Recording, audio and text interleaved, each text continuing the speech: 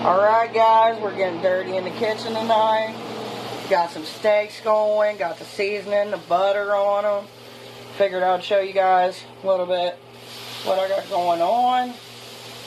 And if you hear that sizzle, you know you're working with fire. Not really. I wish I could pop up my grill, but it's too cold and I ain't about that life. So yeah, now I'm going to let this chill and let it do its thing. We're only searing it, and then we're going to put it in the oven, let all that juices get back up into the steak. And then once that's done, oh, it's going to be so good. Alright.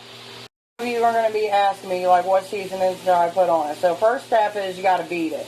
You got to tenderize your meat, because that's the first step to anything. Then you're going to put butter on both sides, but you're only going to season one. And you'll find out why later on. So, I did garlic, smoked paprika for some color, onion powder, and then we got some Monterey steak seasoning. Now, that's got enough salt in it, but later on, when we go ahead and put them in a pan, I'm going to add some more salt to them, just to bring that flavor to the surface a little bit more. Now, when you get the butter on them, and you season them, stack them on top of each other. Because you're going to have enough seasoning on one side to where it's going to season both sides. You hear me? And then when we come over here, look at these. I already flipped them. We're just doing a little bit of a pinch here. You can start to see the blood coming out of it a little bit. Now I'm going to get this one. Look at that. Look at that right there. That's what we're looking for, that beautiful color, okay? Now I'm going to flip this around because I want to sear it a little bit more. I'm going to sear this a little bit more. Then once I get it on a pan, I'll show you what I'm talking about with the salt. Alright, stay tuned. Alright guys, so it is that time. They're looking pretty. We're going to go ahead and take these off. Put them over here on our pan. As you can tell right there.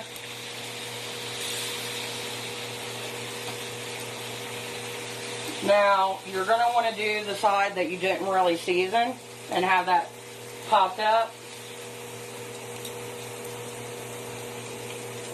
Now I got one more. I still got to let that still sear a little bit, but it'll be alright. Once I get this one done, we'll go ahead and I'll show you what I'm going to do with the salt and how I'm going to wrap it, and we'll be right back. So, Himalayan pink salt, but I want to crush it myself. You want to get them nice big old chunks, because once that juice starts going, it's going to dissolve all that. Then, black pepper. Crack it yourself, whatever you want to do. To me, I like cracked pepper just a little bit more.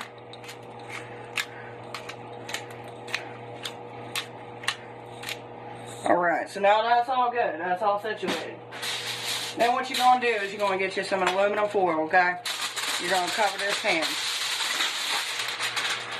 Now, if I had a fresh onion, I would do onion in here. That way it's the juices, sauteed onion, but I do not.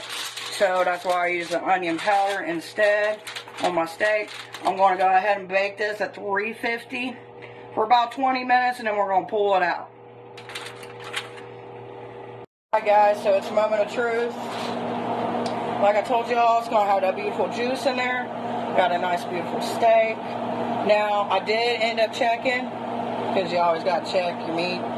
So, I'm going to go ahead and put it on this plate right there. I'm going to put this right here. We're going to come right over here, okay? So, this is a moment of truth. You know how it is. Look at that. Now, I like mine well done. I know some of you don't. Cook it however you want it. But you can still see them beautiful juices. And it's good. Going to cut me off a little piece because it's going to be somebody else's, and I'm going to take me a nice little bite. Going to take me a nice little bite. It's good. Oh God, it's good. I wish you guys were here, but happy weekend. Have a good Super Bowl Sunday. I'm going to enjoy my steak. Till next time. Bye guys.